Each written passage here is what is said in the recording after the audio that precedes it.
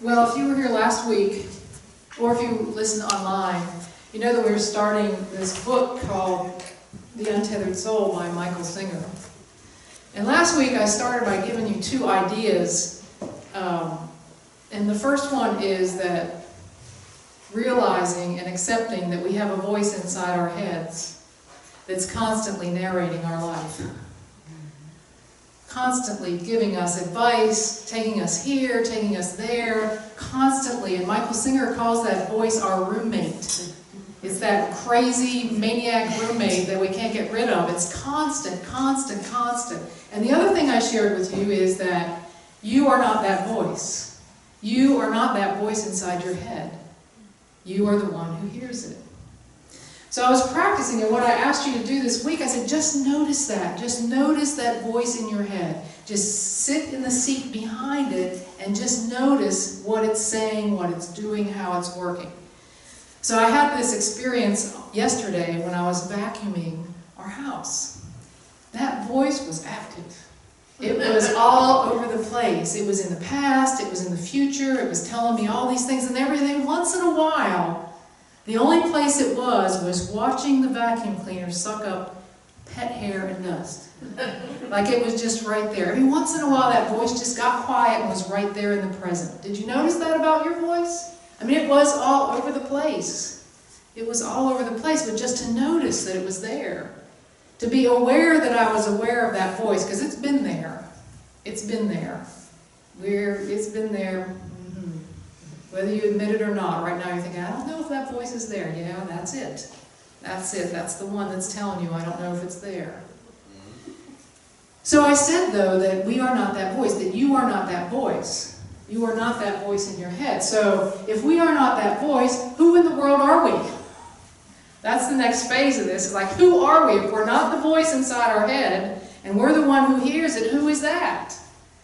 Well, I got to thinking, as did Michael Singer, if someone came up to you and said, well, who are you? What would you tell them? What would you tell them? Someone said, who are you?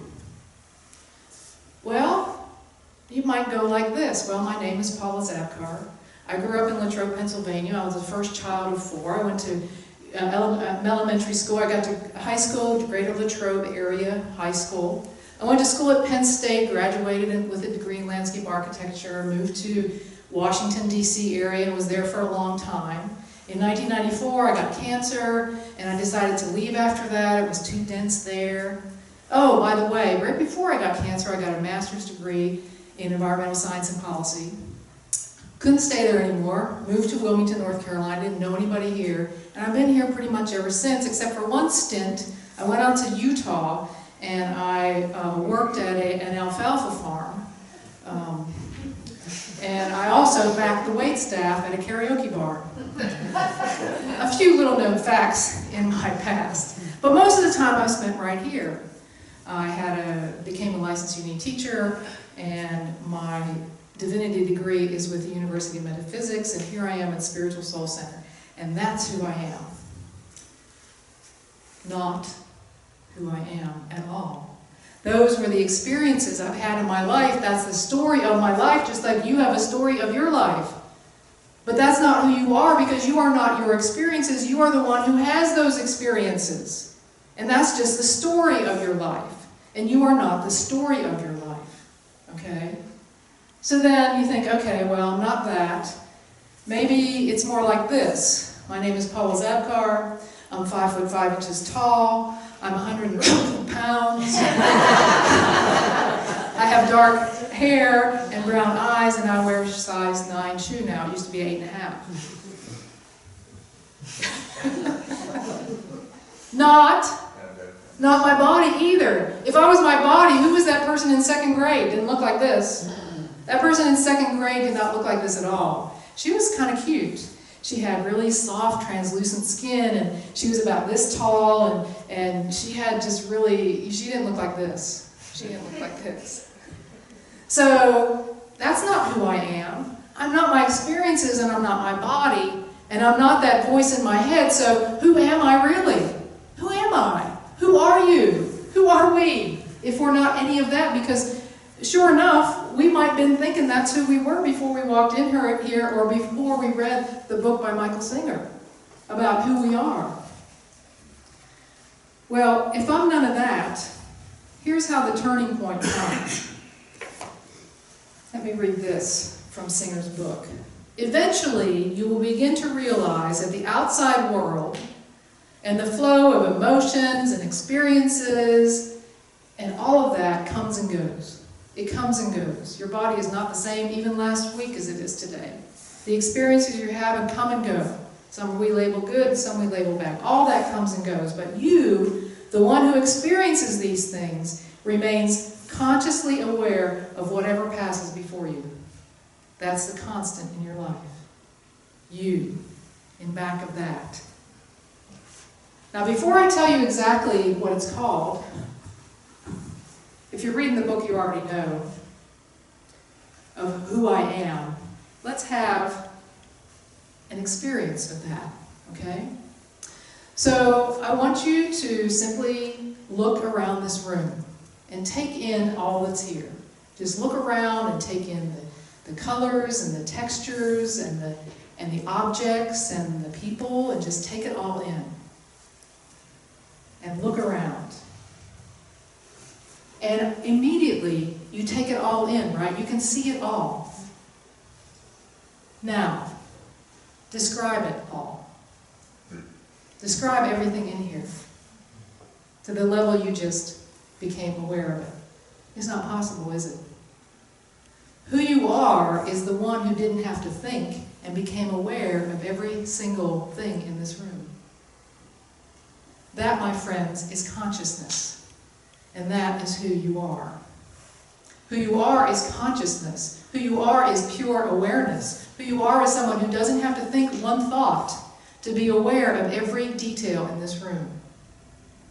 Pretty darn amazing, isn't it? Singer said at the beginning of this book, you don't need any spiritual guides, you don't need a bunch of books to tell you about this. This is relying on your own experience right in this moment.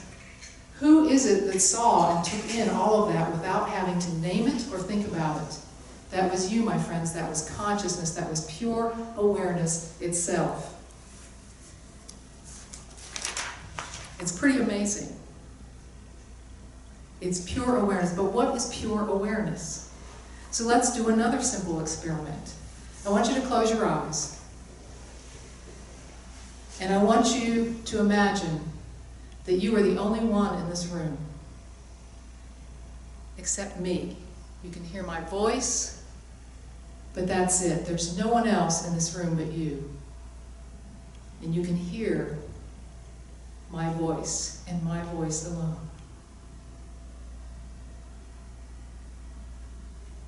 Could you imagine that? Could you open your eyes? Could you imagine that you were the only one here? If you have a pretty good imagination, maybe it's not that much of a stretch. But do this now. Imagine you don't have awareness. Imagine that your consciousness just got turned off. Can you do it? Can you just pretend that you're not conscious? Most people can't. Because that's the truth of what we are. That is who we are at depth, is simply consciousness. It's pure awareness. That is the truth of who we are. If I asked you who you are, maybe you would answer this way, Singer says. I am the one who sees. From back here somewhere, I look out and I'm aware of events, I'm aware of thoughts, I'm aware of things and objects and emotions, but they all just pass before me. The truth of who I am is consciousness. And I sit. If I could carry one of these big chairs that I really don't care for the design very much for, I would sit it up here and say I would be sitting in that seat, that chair of consciousness behind everything that happens in front of me. And I would be aware that I'm aware, just like I did when I was running the vacuum cleaner, that I was aware of that voice, to recognize that I am consciousness. And he says, when you get to that point, that seat that you sit in back there is the seat of Buddha self, Hindu Atman, and the Judeo-Christian soul.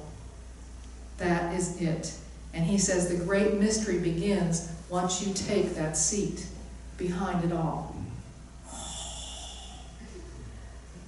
That's the mystery of it all. That's exciting. And you just prove to yourself, I hope, of what that is. How that is. It's almost like it comes, I used to say about spiritual ideas, they come into my mind like this. Like I get that sense of it, and then it's gone. Because I can't hold on to it. It's so big, it's so hard to grasp and stay a hold of. It gets there, and then it's gone. And that's what I feel about knowing that I am consciousness, that I am pure awareness. When we do that, we begin to realize that we don't have to get lost in the events of our life. We don't have to get lost in the emotions of our life. Because we are not that. We are taking this seat of awareness behind it. So how does that help us? How does that help us? It's nice to know, maybe, all right, nice to know, but what do we do with that? Well, here's the key, and you have it on your card that you got here when you came in, and that is this consciousness has the ability to focus on anything it wants to. This consciousness we have, this pure awareness, can go anywhere we choose to go with it. Let me give you some examples. Any football fans in here? Just one? Okay, good. All right, when you are watching your team, is there anything else happening in the world? No, nothing. Nothing else is happening until somebody turns the chip dip upside down on the carpet, and then right there, you're right there with the chip dip and the carpet, right? But until that point, you are nowhere else. There is nothing else in the world happening except that right there, right? You know it's true, you football fans. You know, I used to be a football fan, and there I was, right there, the whole time. You didn't even take a breath till an advertisement came on the TV. You're like, oh, okay, chip dip now? Okay, let's clean it up. Meantime, the dog has cleaned up half of it. So, all right, you're not a football fan. So when you read a book, you got a really good book going on, right? You got this good book, you are sucked into that book. It's the kind of book that you start and finish in one weekend. You are in the story. There is nothing else happening in the world when you are there. Nothing. Nothing. Except if you have a honeydew, you're saying, honey, can you get me another Coke? Or, a glass of wine. Oh, I'm right here. I can't move. The blanket's there, the cat's on your lap. That's it, right there. Sometimes it happens when we're in a deep conversation with somebody. Back in the day, some of us who are old enough to remember the TV show Get Smart. Anybody remember that? Get Smart? The dome of silence. Remember? When you're under there, nothing else matters. Everything out there is done. You're just right here. You're just right here. Or when you go out to lunch with a friend of yours during the work week, and you look at your clock all of a sudden, oh my gosh, I got to get back to work. Where did that time go? You were right there. Consciousness can focus on anything. Anything. And we get to choose. Consciousness can also focus on our emotions. Consciousness can keep us so laser focused when we are afraid of something. Do you know that? When you're afraid of something, when I'm afraid of something, I can't be anywhere else. Maybe you're afraid of something that's happened to your son or daughter, and you're like, oh my God, they're not home yet, or Renee isn't home, and I'm worried. There's one. Worry can snap you right here. Right there. Consciousness focuses right there. It can focus as intently on worry as it can on joy. When you are just right there. Go to a concert, any concert goers here? When you get into a concert, man, you are like right there. You're dancing, you're singing. There is nothing else happening in the world because you are in that joy of that moment. That is the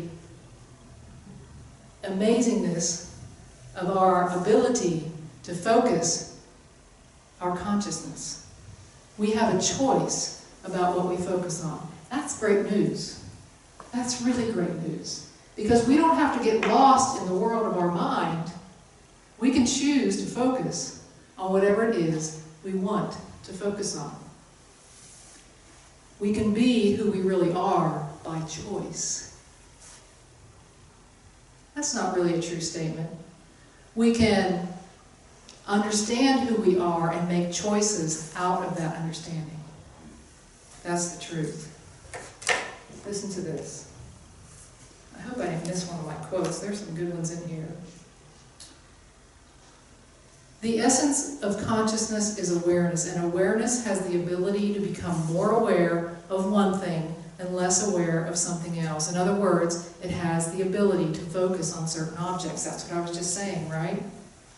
We can concentrate on what it is we want to concentrate on. We have the ability to do that. So, I want to give you an example of that. A little while ago, before smartphones, for sure. How many years was that? God, technology moves so fast. It was before smartphones. I was scheduled to have a root canal. And I decided that this was going to be the best root canal ever. Because I didn't want to have a bad one. So I took my CD player with me, and I had my headphones on, and I had my CD player right here, and I was listening. I can't even tell you who it was. I was listening to an inspirational speaker, whoever it was at the time, and I decided I was going to have an amazing root canal. And instead of focusing my attention on the drill every time it went up inside that tooth toward that nerve, that I wasn't going to be there, that I was going to be in this man's voice and whatever he was telling me about. And I had the best root canal ever. I had an aha moment. I can't tell you what it is now. It's been a lot of years ago. But I came out of there and I was like, wow, that was the best root canal ever. Because I chose to put my consciousness where I wanted to put it. And I was able to do that very easily, by the way. I had to make a little plan. You know, I had to take the CD with me. I had to choose to focus on something different. I had to do a little preparation. And then I simply had to focus my attention on that voice, not inside my head, but rather than the drill and that root canal. That's what's possible. So it doesn't matter what's happening outside of us. It doesn't matter what the situation is out. Even as uncomfortable as a root canal might be, we get to choose what to focus on. It's our choice. That's who we are, is consciousness. Who we are is pure awareness, and we have the ability to focus on whatever we want to focus on. That's the truth. No buts. Somebody wants to say, but, no buts. I'm saying if I can do it with the root canal, most people don't like the dentist. You know, it's number 2 on the list of what people hate the most. It comes after death, by the way. You know, public speaking, dentist, death. That's the way it works. You know, check it out. Check it out online. Yeah. So, let me close here. Where was I? I don't know where I was. What differentiates a conscious, centered being or person from one who is not so conscious is simply the focus of their awareness. When you are a centered being, your consciousness is always aware of being conscious. And therefore, you can choose the direction to focus. As you pull back into consciousness, this world ceases to be a problem. It's just something you're watching. How about that? This world is not the problem, it's just something you're watching. It keeps changing, but there is no sense of that being a problem. The more you are willing to just let the world be something you're aware of, the more it will let you be who you are. Awareness, self, Atman, soul, higher self, unlimited possibility. Pick your word. Allow you to be that. So this week is to remember who I really am, the one who sees, and to recognize that I choose the direction of my consciousness. And just to practice that to the best of your ability. And then next week, we'll take another step together. Okay? So let's take those ideas into meditation this afternoon. Let's take a deep breath and get comfortable. And if we're at this point in meditation where we simply can't shut down that monkey mind, Simply watch the thoughts go. Simply stay in the seat of consciousness, of pure awareness. Simply take that seat and watch as the thoughts go by, as the emotions come up. And if you find yourself in a place of being able to shift, to focus that conscious awareness to a different place, or to simply allow it go in on itself, to be present, to be still, to know in this exquisite moment that truly all is well.